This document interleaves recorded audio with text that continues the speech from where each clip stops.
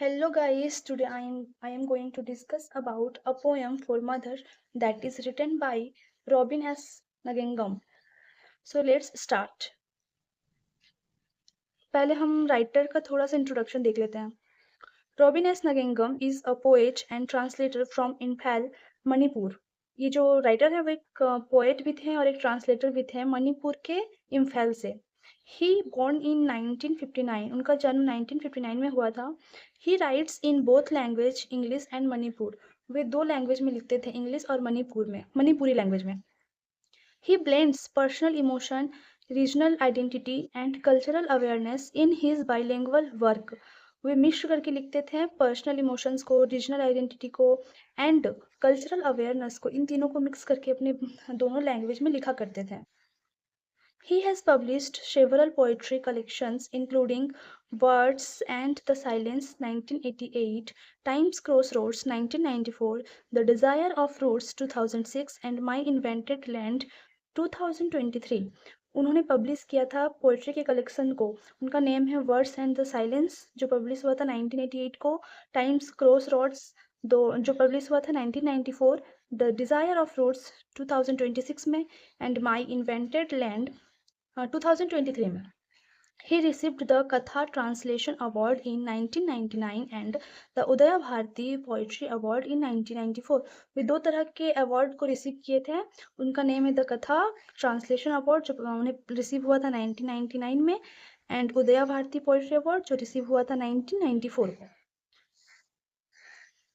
Summary of the poem देख लेते हैं. पहले थोड़ा सा इंट्रोडक्शन पोएम का. A poem for mother by Robin S. Nagengam is a heart-touching tribute from a son to his mother. ये जो पोएम है नगिंगम के द्वारा जो लिखा गया है वो एक हार्ट टचिंग ट्रिब्यूट, श्रद्धांजलि कह सकते हैं या सम्मान कह सकते हैं, जो एक पुत्र की ओर से अपनी माँ के लिए दिया गया है. ये पोएम जो है अपनी माँ को डेडिकेट करते हैं. It reflects the poet's deep love, guilt, and gratitude for his mother's sacrifices throughout her life. ये जो पोम है वो रिफ्लेक्ट करता है पोएट की डीप लव को, गिल्ट को एंड ग्रेटिट्यूड को. For his mother sacrifice through out her life, जो उनकी माँ ने सेक्रीफाइस किए हैं अपने पूरे लाइफ में, उनको उस चीज़ को रिफ्लेक्ट करता है. अब हम लोग पोएम की समझ देखते हैं. The poem begins with the poet addressing his mother by her name, Palam Apokpi, showing his deep personal bond with her. ये जो पोएम है वो शुरू होता है जब पोएट अपनी माँ को अपने उनके नाम से एड्रेस करते हैं. उनकी माँ का नाम है पालम अपोक्पी. ये जो अपने नाम उनकी माँ का नाम लेकर के वो जो एड्रेस कर रहे हैं वो दिखाता है उनके डीप पर्सनल बॉन्ड को, जो वो कितने अधिक अपनी माँ से कनेक्टेड हैं. He recalls how he left home 10 years ago. वो याद करते हैं उस चीज़ को कि जब वो अपनी माँ को, अपने परिवार को 10 साल के पहले छोड़ कर गए थे. टू बिकम अ मैन, एक मैन बनने के लिए. इवन दो ही हेटेड लिविंग, यहाँ तक कि वो जाना नहीं चाहते थे लेकिन उन्हें जाना पड़ा था एक मैन बनने के लिए. Over time the place he moved to the hills became part of him, but he never stopped thinking about his mother and और forget her love and care. वहाँ जाने के बावजूद वहाँ वो जो प्लेस पे जहाँ वो मूव किए थे वो हिल्स प्लेस था. तो वहाँ जाने के बावजूद वो अपनी माँ का केयर, अपनी माँ का लव और उनके बारे में सोचना वो कभी नहीं भूले थे.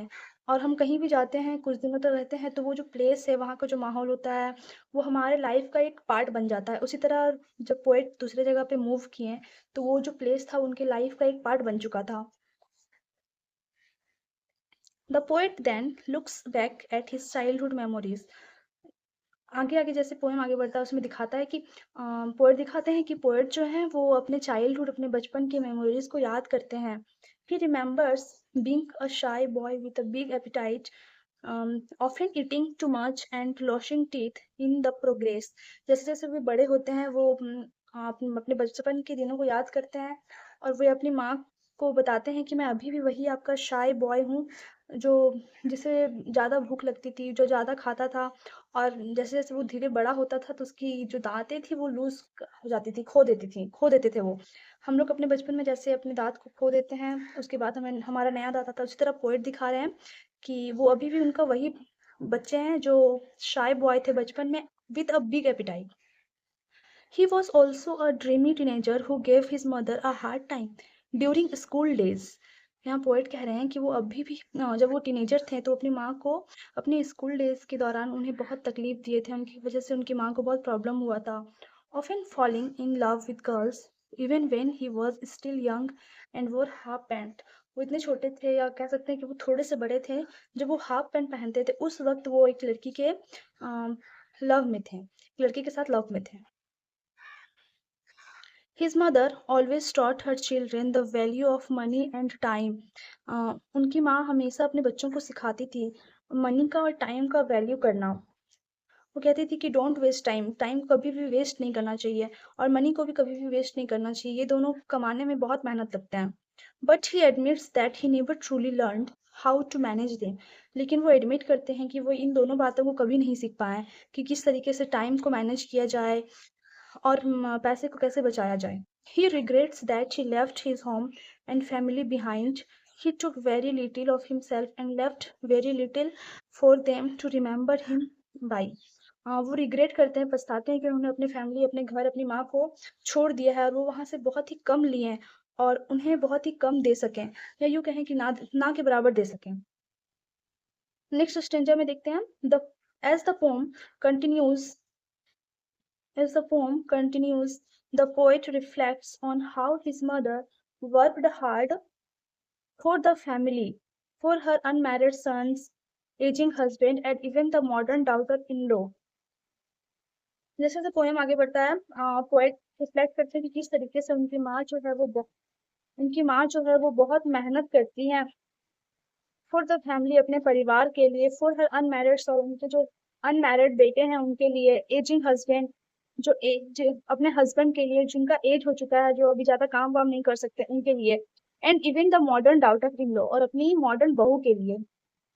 She carried all the responsibilities silently and the stress took away her smile. वो जो है वो सारी रिस्पॉन्सिबिलिटीज को निभाती हैं, कैरी करती हैं साइलेंटली। वो किसी से कुछ नहीं कहती, वो अपना काम करती रहती हैं और उनका जो ये स्ट्रेस है, काम करने का जो स्ट्रेस है, वो उनके स्माइल को छीन लेता है। जब हम स्ट्रेस में होते हैं तो हम स्माइल नहीं कर सकते, उसी तरह यहाँ पोएट अपनी मदर को शो कर रहे हैं, यहाँ पे दिखा रहे हैं। Wrinkles appeared on her face and her hair turned grey with age. Wrinkles जो होते हैं वो एज के साथ साथ या ज्यादा टेंशन लेने से फेस पे आ जाते हैं, तो उस तरह उनकी माँ का फेस पे दिख रहा है, रिंकल्स दिखने लगा है। And her hair turned grey with age, और उनके जो बाल हैं, हेयर है, वो एज के साथ साथ पकने लगे हैं। नेक्स्ट स्ट्रेंजर में दिखते हैं ही इमेजिन्स हर डेली रूटीन इवन नाउ। वे अभी भी अपने उस समय के अपने बचपन के डेली रूटीन्स को याद करते हैं, किस तरीके से उनकी माँ जो थी waking up early before sunrise with the sound of temple bells. किस तरीके से उनकी माँ जो है बहुत जल्दी उठ जाती थी, सूर्य के उगने के साथ साथ ही वो उठ जाती थी, या कभी कभी उनके सूर्य के उगने से पहले उठ जाती थी। और the sound of temple bells, मंदिर में जो घंटियां बजती हैं उनके साउंड सुनते ही वो उठ जाती थी। क्लीनिंग द हाउस, हाउस को साफ करती थी। टेकिंग अ बाथ, नहाती थी। कुकिंग मील्स, और खाना पकाती थी, बनाती थी। And then walking to the bazaar in the evening, और बाजार जाती थी शाम को सामान लाने के लिए, वॉक करने के लिए वॉक करती हुई। कैरिंग हैवी बास्केट्स, भारी भारी बास्केट्स को कैरी करती थी, क्योंकि वो घर का सारा काम खुद अकेले ही संभालती थी। This image shows her endless and tiring life of selfless service. ये जो काम करने का जो चीज़ उनका ये है, रूटीन है, वो दिखाता है, वो इमेज शो करता है कि उनका जो एंडलेस एंड टायरिंग लाइफ है, कभी ना थकने वाला और कभी ना खत्म होने वाला ये टायरिंग लाइफ है, ये दिखाता है। ऑफ सेल्फलेस सर्विस, एक माँ ही होती हैं जो सेल्फलेस सर्विस करती हैं। At the end of the poem हम लोग देखते हैं toward the end the poet becomes emotional. Poet जो है वो एंड में इमोशनल हो जाते हैं। He wonders that she continue working for ever, कि वो हमेशा से काम करती रही हैं, हमेशा काम करती रहती हैं। ही फील्स सॉरी, वो सॉरी फील करते हैं because he has not inherited her kind nature और कुकिंग स्किल्स। वो सॉरी फील करते हैं क्योंकि वो अपनी माँ से हाँ कुकिंग स्किल का जो नेचर है और उनका जो काइंड नेचर है वो इनहेरिट नहीं कर सके, वो उनके अंदर नहीं है। Despite all her hopes and dreams for his future, he feels like he has become just a small man with small dreams.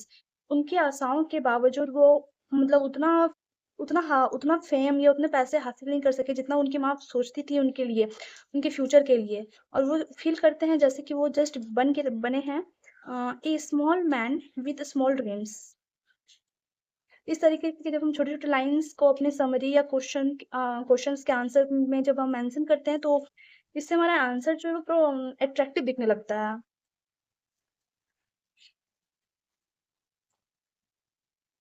Main themes of the poem के मेन थीम्स को एक बार हम लोग देख लेते हैं। Number 1, mother's sacrifice. जैसा कि पोएम में दिखाया गया है कि उनकी माँ जो है वो बहुत सैक्रिफाइस करती हैं अपने बच्चों के लिए, अपने बहू के लिए, और घर का सारा काम अकेले सँभालती हैं। Number 2, regret and guilt.